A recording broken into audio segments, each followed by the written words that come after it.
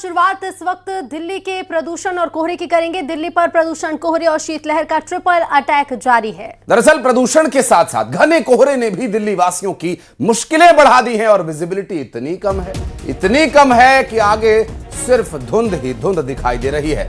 और ऊपर से ठंडी हवाओं और प्रदूषण ने भी अपनी गिरफ्त में ले लिया है, जिसकी वजह से घर से निकलने वालों को तिहरी माल झेलनी पड़ रही है। विजिबिलिटी बहुत कम है, जिस वजह से वाहन रेंगते हुए नजर आ रहे हैं। आपको बता दें कि कई इलाकों में AQI 500 के पार पहुंच गया है, तो वहीं मौसम विभाग ने ठंड और कोहरे का ऑरेंज अलर्ट जारी कर दिया है। जरूरत होने पर ही घर से बाहर निकलने की भी अपील की गई है। और हवाओं का तो असर पता नहीं, लेकिन ठंड बहुत अधिक है और ठंड की वजह से जो कोहरा है वो अपना प्रभाव दिखा रहा है। और अगर हवा चले तो शायद कुछ हद तक कोहरे से निजात मिले। दिल्ली NCR की विजिबिलिटी शून्य हो चुकी है घने कोहरे की वजह से। और प्रदूषण, कोहरा, ठंड, ये ट्रिपल अटैक इस वक्त दिल्ली NCR वासियों को झेलना पड़ रहा है। और ये जो तस्वीरें हैं, स्ट्रीट लाइट्स मानो किसी LED खिलौने की तरह जल रही हैं और रोशनी धुंध पैदा कर रही है सड़कों पर। AQI 400 के पार है, तो बहुत आवश्यक होने पर ही घरों से बाहर निकलने की नसीहत है मौसम विभाग की तरफ से। ये देखिए दिल्ली एयरपोर्ट की तस्वीरें आप देख रहे हैं, जहां पर लाउंज एरिया में भी काफ़ी घना कोहरा छाया हुआ है। और स्वाभाविक है, हालांकि अपडेट्स तो अब से कुछ ही देर में आने शुरू हो जाएंगे। और ये कितनी फ्लाइट्स, कितनी उड़ानों को प्रभावित करेगा, ये तो देखने का विषय होगा। नई दिल्ली रेलवे स्टेशन से भी तस्वीरें सामने आ गई हैं और ये 5 और तस्वीरें। तो इंडिया गेट दिल्ली की तस्वीर देखिए, जहां पर धुंध और कोहरा इतना ज़्यादा है कि विजिबिलिटी काफ़ी कम हो गई है। दिल्ली के अक्षरधाम की तस्वीरें भी आपके सामने हैं। एम्स दिल्ली के इलाके में भी काफ़ी ज़्यादा कोहरा है। दिल्ली मंडी हाउस में भी विजिबिलिटी काफ़ी कम है, जिसके कारण वाहन से आने जाने वाले लोगों को काफ़ी परेशानी का सामना करना पड़ रहा है। सराय काले खां दिल्ली में भी कुछ ऐसे ही हालात अब बन गए हैं, क्योंकि धुंध और कोहरे की वजह से ठंड भी बहुत ज्यादा है। और अब बढ़ते आगे, बांग्लादेश में हिंदुओं के खिलाफ कट्टरपंथियों की हिंसा के मामले में लगातार इजाफा हो रहा है। अब नया मामला फिरोजपुर जिले का है, जहां डुमरिया गांव में हिंदू परिवारों के घरों को आग के हवाले कर दिया गया। इस दौरान पलाश कांति साहा को घर के अंदर बंद कर जिंदा जलाने की कोशिश की गई।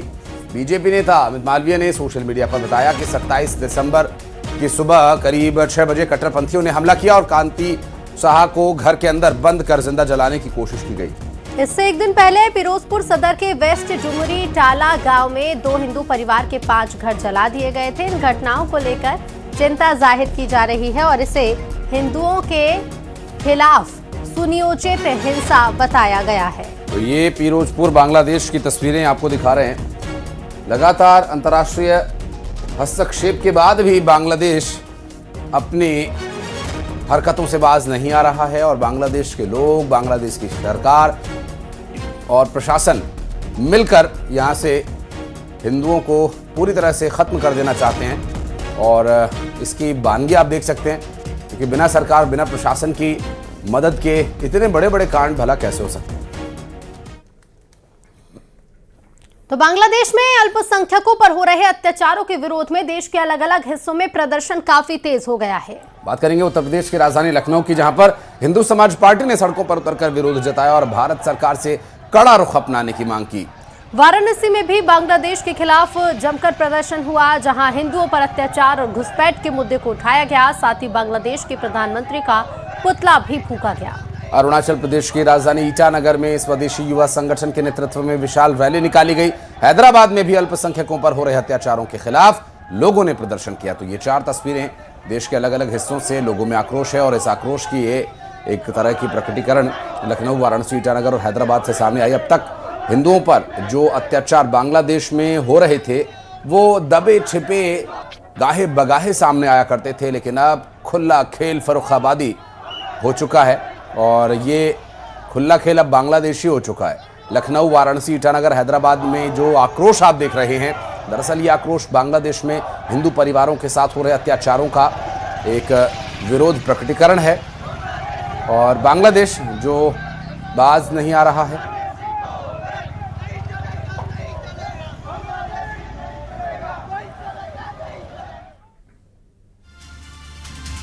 आरएसएस प्रमुख मोहन भागवत ने फिर एक बार हिंदुओं से एकजुट होने का आह्वान किया है। आपको बता दें कि उन्होंने कहा कि अब समय आ गया है कि सभी मिलकर सनातन धर्म के उत्थान के लिए आगे आएं। मोहन भागवत ने कहा कि संघ का पूरा प्रयास है हिंदू समाज संगठित हो। उन्होंने कहा कि भारत को विश्व गुरु बनाने की जिम्मेदारी हम सबकी है और ये काम अपने आप नहीं होता।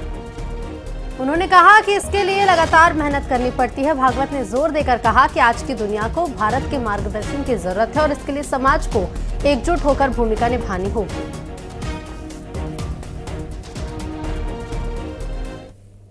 वो समय अब आ गया है जब योगी अरविंद ने 100 साल पहले ये घोषित कर दिया कि सनातन धर्म का उत्थान हो, ये भगवान की इच्छा है और सनातन धर्म के उत्थान के लिए ही हिंदू राष्ट्र का उत्थान होता है।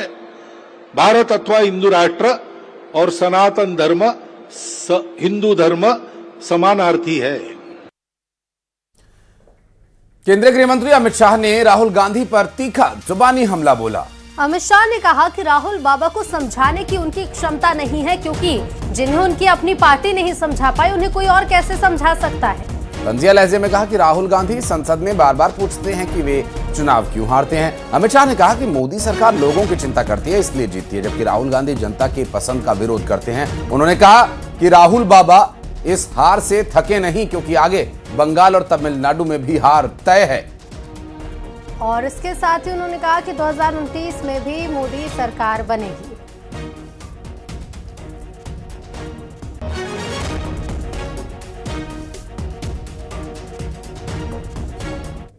રાહુલ બાબાને સમજાવવાની ક્ષમતા મારી એ નથી।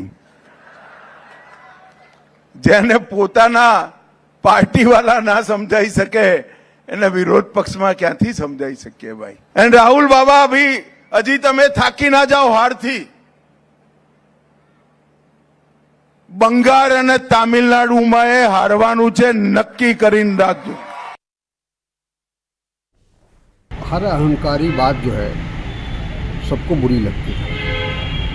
जो भाषा का इस्तेमाल अमित शाह जी करते हैं कि अगले 20 साल तक और 50 साल तक हमारा राज रहेगा, हमारा शासन रहेगा। हमारे मुल्क में लोकतंत्र है, जमहूरियत है, जनता हमको चुनती है या किसी भी सरकार को चुनती है, तो ये जनता तय करेगी कौन सरकार कब तक रहेगी। ठीक ही तो कहा है, कुछ का कुछ बोलोगे, संसद से निकल के बाहर कहोगे देश की इकोनॉमी डेड, पाकिस्तान हिंदुस्तान के युद्ध पे ऐसे प्रश्न उठाओगे जो पाकिस्तान के फेवर में जाए, ऐसे प्रश्न उठाओगे जो देश के खिलाफ जाए, और कुछ का कुछ बोल रहे हो तो कहीं ना कहीं बौखलाहट तो हार की है।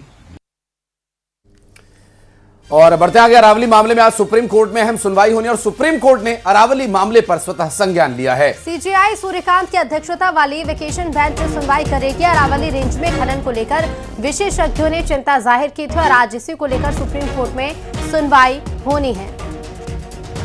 तो सरकार की तरफ से भी दिए गए प्रस्ताव और फिर अब एक और सुनवाई जब होगी तो संभव है कि अरावली के हित में कुछ कदम उठाए जाएं। कोर्ट से काफी उम्मीदें आम लोगों को अब बंधी हुई है।